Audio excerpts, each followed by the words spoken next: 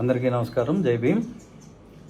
ఈరోజు గౌరవనీయులైన ఉపసభాపతి ఉండి శాసనసభ్యులు రఘురామకృష్ణరాజు గారు ఒక ప్రెస్ నోట్ ఒకటి రిలీజ్ చేసినట్టున్నారు. ఇప్పుడే నాకు ఎవరో పంపించారు, అది చూశాను. సో అంశాల మీద కొంచెం క్లారిటీ ఇద్దామని చెప్పి ఈ వీడియో చేయడం జరుగుతూ ఉంది. అందులో వారు మొట్టమొదటి చెప్పదలుచుకున్న విషయం ఏంటంటే, ఆయన చెప్తున్నాడు, నేను ఫిర్యాదు చేశాను, నేను మీ మీద ఆరోపణలు చేశాను కాబట్టి మిమ్మల్ని అరెస్ట్ చేస్తారు అని చెప్పేసి ఒక హెచ్చరిక ఒకటి చేశారు. చాలా ధన్యవాదాలు రఘురామకృష్ణరాజు గారు. ఎందుకనంటే రాష్ట్ర ప్రజలందరికీ కూడా, ముఖ్యంగా దళితులకి, దళిత క్రైస్తవులకి అందరికీ కూడా మీరు ఒక విషయం క్లారిఫై చేశారు. సునీల్ కుమార్ గారికి ఏదైనా అపకారం జరిగితే, అంటే ప్రభుత్వం కనుక ఏదైనా చర్య తీసుకుంది అని అంటే కేవలం నన్ను సంతృప్తిపరచడానికే వారి మీద చర్య తీసుకుంటున్నారు తప్ప వేరే ఏమి లేదు. దీని వెనుక నా ప్రోత్సాహమే ఉంది, నేను పెట్టిన తప్పుడు ఎలిగేషన్లే ఉన్నాయనే విషయం మీరందరికీ స్పష్టం చేసేశారు. కాబట్టి ఇక నా మీద ఏ చర్య ఎవరు తీసుకున్నా కూడా అది ఆ దర్యాప్తు సంస్థల వల్ల కాదు, ఆ దర్యాప్తు వల్ల కాదు, ఎలిగేషన్స్ వల్ల కాదు, కేవలం మీ ఈగోని సాటిస్ఫై చేయడం కోసమే అన్న విషయం అందరికీ క్లియర్ చేశారు. దానికోసం మీకు thank you very very much. అది చెప్పాలి, నేను తప్పదు. ప్రజలంతా తెలివి తక్కువ వాళ్ళు కాదు. ఏ దర్యాప్తు అయినా 3 నెలలు 6 నెలలు పడుతుంది.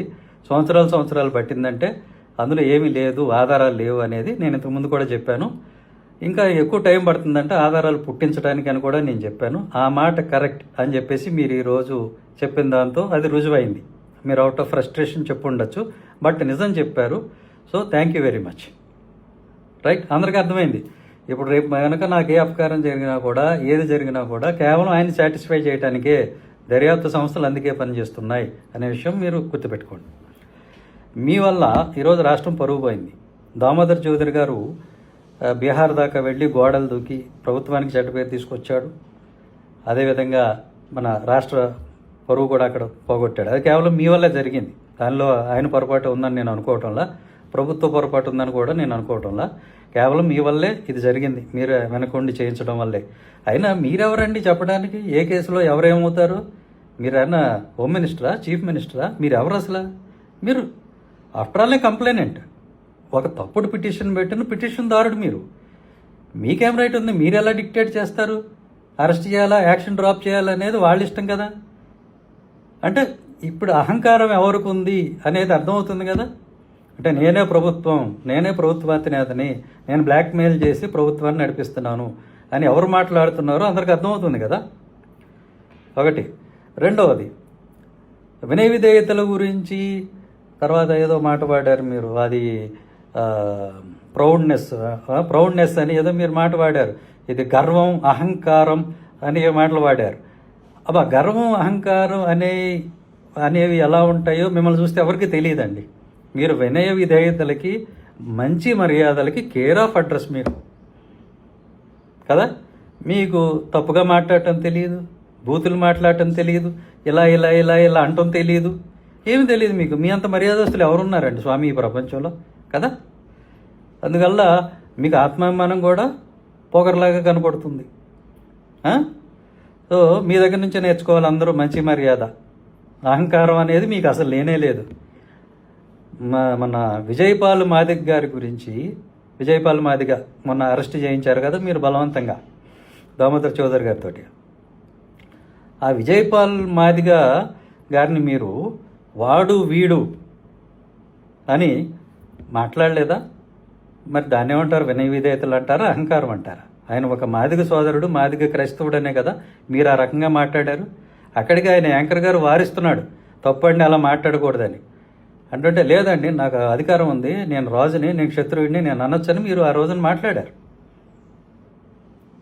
నేను మాదిగని ఏమైనా అనొచ్చు, అతను మాదిగ, విజయపాల్ మాదిగ కాబట్టి నేను ఏమని అనొచ్చు అనే విధంగా మీరు మాట్లాడారు ఆ రోజుని. మాట్లాడలేదా?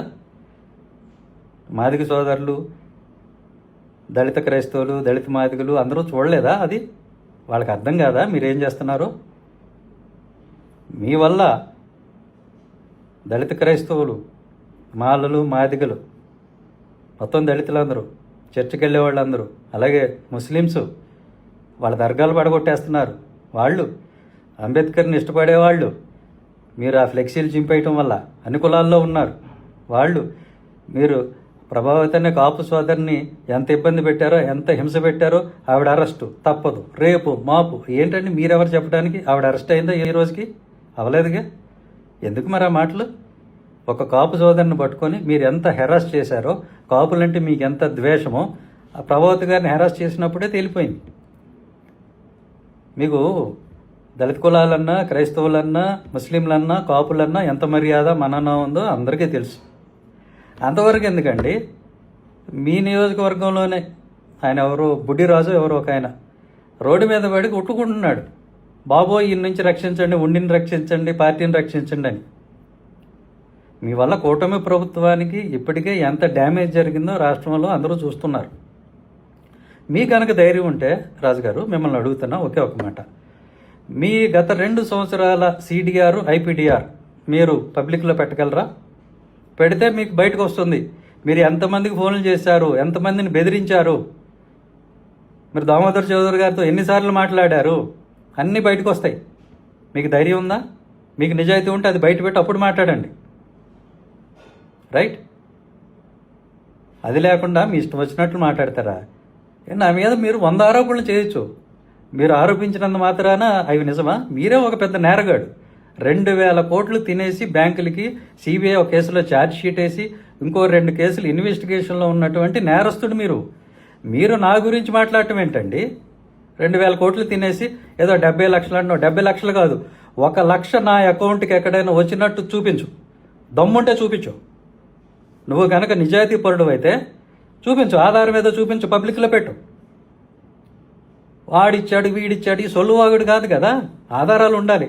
వాడెవడో వచ్చి దాన్ని పోయి తలకు మార్చినోడు జేబులో 10 రూపాయలు పెడితే వాడు ఏది మాట్లాడమంటే అది మాట్లాడతాడు. అది కాదు కదా. ఏది నా అకౌంట్కి 1 రూపాయి జమ అయినట్టు చూపించి మాట్లాడు. కోర్టులు ఒప్పుకుంటాయా? రేపు కోర్టులు చివాట్లు పెడతాయి. ఇప్పుడు బీహార్లో పెట్టినట్టే రేపు చివాట్లు పెడతాయి నా విషయంలో కూడా. ఇలాగా పిచ్చి వేషాలు వేస్తే కోర్టులు ఉన్నాయి, ప్రజలు ఉన్నారు, అందరూ చూస్తూ ఉన్నారు. మీ ఇష్టం వచ్చినట్టల్లా నాటకాలు ఆడటం కుదరదండి, రైట్? ఇక ఈ ఛానల్స్ వారికి, మీడియా వారికి, ఆయనకి మద్దతు ఇస్తున్న వారికి మాత్రమే వారికి నేను చెప్పదలుచుకుంది ఏంటంటే, రాజుగారి దగ్గర అపారమైన టాలెంట్ ఉంది, అది మీరు వృధా చేయకండి. ఏంటంటే మీరు అస్తమానమైన ఇది ఒకటే విషయం ఎందుకు అడుగుతారు, మిమ్మల్ని కొట్టారా అంటే ఆయన అబద్ధం చెప్పాల్సి వస్తుంది 10 సార్లు కొట్టారని. ఓకే, సో దాని బదులుగా ఆయన దగ్గర ఉన్న అందరికి ఉపయోగపడే విద్య ఏంటంటే, అమాయకులైన వాళ్ళు, నాలాంటి వాళ్ళు, సాధారణ ప్రజలు బ్యాంకుల దగ్గర నుంచి లోన్లు తీసుకుని పిచ్చోళ్ళలాగా తిరిగి కట్టేస్తున్నాం. ఎవరైతే మరి ఆ లోన్లు తీసుకొని తిరిగి కడుతున్నామో అలాంటి వాళ్ళకి ఉపయోగపడే విద్య ఆయన దగ్గర ఉంది. అందులో చాప్టర్ 1 ఏంటంటే, మీరు అడగాల్సింది, ఆయన దగ్గర నుంచి నేర్చుకోవాల్సింది, ఇంత భారీ మొత్తంలో 1000 కోట్ల లోన్లు ఎలా వస్తాయి, ఏం చేస్తే వస్తాయి? మంచం కాదు, మంచింగ్ కాదు, ఇది మంచి సర్వీసు ఏమిస్తే, ఏ మర్యాదలు చేస్తే మంచింగ్ కాదు, అది కాదు నేను అనేది. మంచిగా ఏం సర్వీస్ ఇస్తే మరి ఎంత భారీ మొత్తాల్లో లోన్లు వస్తాయి, ఆ టెక్నిక్ అది మీరు ఆయన్ని ప్రశ్నించి మీరు లైవ్లో డిబేట్లు పెట్టి నేర్పించండి. అప్పుడు ప్రజలందరికీ కూడా ఓహో ఇలా తీసుకోవచ్చు మాట లోన్లు అనేది అర్థమవుతుంది. అది ఉపయోగపడుతుంది 10 మందికి. ఇది దీనివల్ల ఎవరికి ఉపయోగం అండి? కొట్టారు అవి కోర్టులు చూస్తాయి. దానివల్ల ఏం ఉపయోగం? ఇది పెట్టండి, ఇది చాప్టర్ పెట్టండి, అందరూ నేర్చుకుంటారు. లేదా ఏదైనా యూనివర్సిటీలోనో కాలేజీలోనో వీరిని డీన్గానో కన్సల్టెంట్ ప్రొఫెసర్గానో పెడితే అందరికీ నేర్పిస్తారు ఈ విద్య. రెండో విద్య ఉంది, ఇంకొకటి ముఖ్యమైనది. మీలాంటి వాళ్ళు, నాలాంటి వాళ్ళు ఒక లోన్లు తీసుకుని EMI కట్టకపోతే, హౌస్ లోన్ కానీ, లేకపోతే వెహికల్ లోన్ కానీ, 2 వీలర్ లోన్ కానీ, కార్ లోన్ కానీ తీసుకొని కట్టకపోతే బ్యాంక్ వాళ్ళు వచ్చి గుంజుకుపోవటము, సీజ్ చేయటం ఇలాంటివి చేస్తున్నారు. ఊరికి ఫోన్లు చేసి అల్లరి చేస్తారు. మరి 2000 కోట్లు ఎగ్గొట్టినా కూడా ఈయన్ని బయట ఎలా దర్జాగా తిరగనిస్తున్నారు? ఈ విద్య ఇది ఎలా? అది లైవ్లో అడగండి, వారిని అడిగి మీరు ఫ్రంట్ పేజ్లో బాక్సులు కట్టి వేయండి పేపర్లలో. ఈయన ఇలాంటి టిప్స్ ఇచ్చారు, డబ్బులు తీసుకోవాలంటే బ్యాంకుల నుంచి ఇలా, ఎగ్గొట్టాలంటే ఇలా, అది వెయ్యండి, అందరికి ఉపయోగపడుతుంది. ఎందుకు ఆయన కొట్టలేదు ఇవన్నీ ఎందుకండి? దానివల్ల ఎవరికి ఉపయోగం అండి? ఉపయోగపడే విషయాలు. ఆయన మేధావి, ఆ మేధాశక్తిని వాడుకోవాలి మనం కదా. ఇంకా మూడోది అడ్వాన్స్డ్. CBI లాంటి దర్యాప్తు సంస్థ మరి ఇన్ని 1000 కోట్లు ఎగ్గొట్టిన పెద్ద మనిషిని ఎందుకు అరెస్ట్ చేయటం లేదు? CBI అరెస్ట్ చేయకుండా ఎలా ఉండాలి? అలాగే ఈడీ ఆల్రెడీ ఈయన మీద 40 కోట్లు ఫైన్ వేసింది, కన్విక్షన్ అయిపోయింది. అది కూడా ఏంటి, విదేశాల నుంచి అక్రమంగా డబ్బులు రవాణా చేశాడు అని. ఫెరా కేసులో ఆ 40 కోట్లు కట్టకుండా ఎలాగ ఈయన ఆగగలుగుతున్నాడు, దాని మీద ఎలా స్టే తెచ్చుకున్నాడు, ఆ స్టే మళ్ళీ పైకి రాకుండా హైకోర్టులు ఎలా మేనేజ్ చేస్తున్నాడు, ఇది ఈ విద్యలు, ఈ విషయాలు, ఈ మూడింటి మీద మీరు దయచేసి డిబేట్లు పెట్టండి. మీకు తప్పదో అడగాలంటే ఇది అడగండి, ఆయన మిమ్మల్ని కొట్టారా లేదా ఇవన్నీ. కానీ ప్రజలకు ఉపయోగపడే ఈ 3 అంశాలు, లోన్లు తీసుకోవటం ఎలా, లోన్లు ఎగ్గట్టడం ఎలా, అరెస్ట్ కాకుండా ఉండటం ఎలాగా సిబిఐ నుంచి, అలాగే ఈడీ ఎన్ఫోర్స్ చేసినటువంటి 40 కోట్లు వేసిన ఫైన్ ఉంది, అది కట్టకుండా సంవత్సరాలు గడపటం ఎలా, ఇలాంటి నేరస్తుని మీరు సమర్థిస్తున్నారు. సో ఈ విషయాలన్నీ బయటికి తీసుకురండి. అలాగే ఆయన అనుచరులు అని కొంతమంది తిరుగుతున్నారు, సిగ్గుపడాలరా మీరు. ఎందుకంటానంటే ఆయన అనుచరులు అంటే మీరు ఆయన అడుగుజాడల్లో నడవాలి. ఈసారి మేము ఆయన ఫాలోయర్స్, మీ అభిమానులు అన్నప్పుడు మీరు బ్యాంకుల నుంచి ఎన్ని లోన్లు తీసుకున్నారు ఆయన చూసి నేర్చుకుని, ఎన్ని లోన్లు ఎగ్గొట్టారు, అవి స్క్రీన్ షాట్లు పెట్టి అప్పుడు మేము ఆయన ఫాలోయర్స్ అంటే నమ్ముతాం ట్రూగా. అంతేగాని ఊరగానే మేము ఆయన ఫాలోయర్స్ అంటే ఎట్లాగా, అది కరెక్ట్ కాదు. సో ఇవన్నీ విషయాలు. కాబట్టి నాకు నా విషయంలో తప్పుడు కేసులు, తప్పుడు సాక్ష్యాలు పెట్టి నన్ను ఎలా అయినా సరే ఇబ్బంది పెట్టాలని ఆయన చూస్తున్నాడు. ప్రభుత్వం అంత అవివేకంగా ప్రవర్తిస్తుందని నేను అనుకోను. ఇప్పటికే ఈయన వల్ల మా అధిక సామాజిక వర్గం దూరం అవుతుంది, దళితులు దూరం అవుతున్నారు, దళిత క్రైస్తవులు దూరం అవుతున్నారు. మొన్న లంబాడి తండాకు చెందినటువంటి వ్యక్తి ఆయన మీదకి వెళ్ళారు. అలాగే లంబాడి సోదరులు కూడా దూరం అవుతున్నారు, మాల సోదరులు దూరం అవుతున్నారు. సో ఇప్పుడు చూస్తే అక్కడ ఉండిలో అక్కడ క్షత్రియ వీళ్ళు కూడా సామాజిక వర్గం, అలాగే తెలుగుదేశం పార్టీ వాళ్ళు అందరూ అసంతృప్తితో ఉన్నారు. ఒక వ్యక్తి కోసం సొంత పార్టీని అలాగే ఇన్ని సామాజిక వర్గాల్ని దూరం చేసుకోవడం కరెక్టా కాదా అది అనేది వాళ్ళు కూడా ఆలోచన చేస్తారు. రాజుగారు ఇంకొక విషయం, మీరు సాయంత్రం పూట తాగి మంచినీళ్ళు తాగి కూటమి పెద్దల్ని మీ నోటుకు వచ్చినట్టు మంచి సంస్కారవంతమైన భాషలో మీరు మాట్లాడటం కరెక్టా కాదా అందరూ అంటున్నారు. జస్ట్ ఊరికే నేను క్లారిఫికేషన్ కోసం అడుగుతున్నా, అది కూడా మీరు చెప్తే బాగుంటుంది. ఓకే అండి, థ్యాంక్ యూ. జై భీమ్.